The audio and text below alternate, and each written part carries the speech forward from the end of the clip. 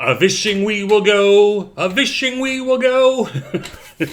Scott, you've lost your mind. I know what you're thinking. And you might not be far from the truth.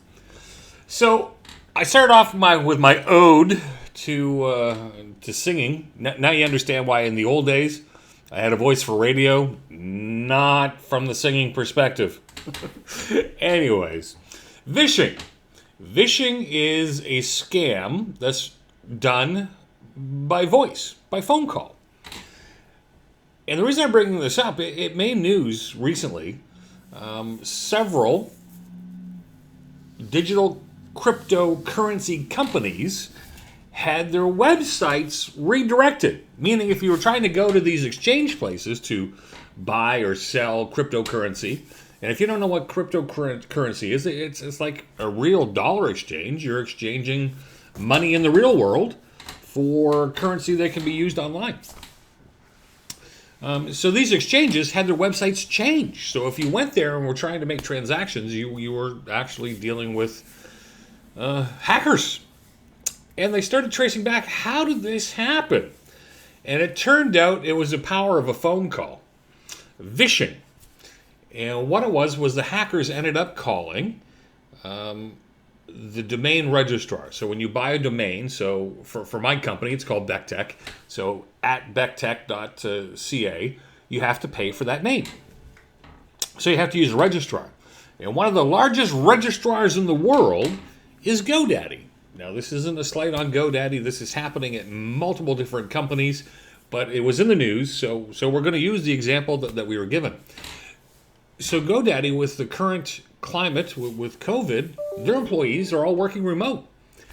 And unfortunately, through social engineering, it appears some folks, through a phone call, were convinced to make some changes to the records for these domains, which meant the cryptocurrency websites got moved where they were going to. So you as a user typing in your cryptocurrency exchange spot, instead of going to the real website, we're getting directed to the hacker website, and all because the phone call was made and they were able to fool the agent on the other end to make some changes.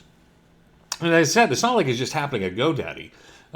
Here at BeckTech, we've had to kind of make some changes ourselves with password resets, right? Our clients, staff come in, staff go out. It's not possible for every one of the team members of BeckTech to know every one of our clients' staff members. So we had to put some policies in place to deal with when people make requests for password changes. Well, these bigger companies, and if you're a smaller company, you should be thinking about such policies as well. What happens if somebody calls your office and says, hey, I'm from IT and we need to make a change. I need your password for blah. Do your people know not to give that information out, or that they should get off the phone and call the IT department back or their support provider and say, hey, did you guys just call us?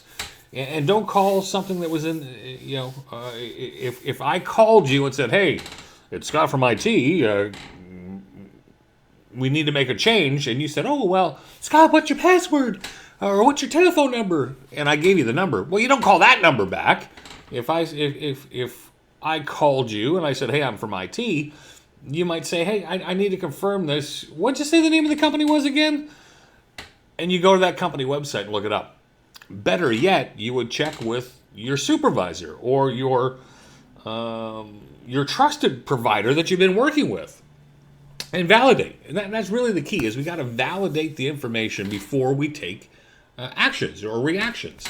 This is how this happens. And as people are working more remotely, this opportunity for mishaps to occur increases.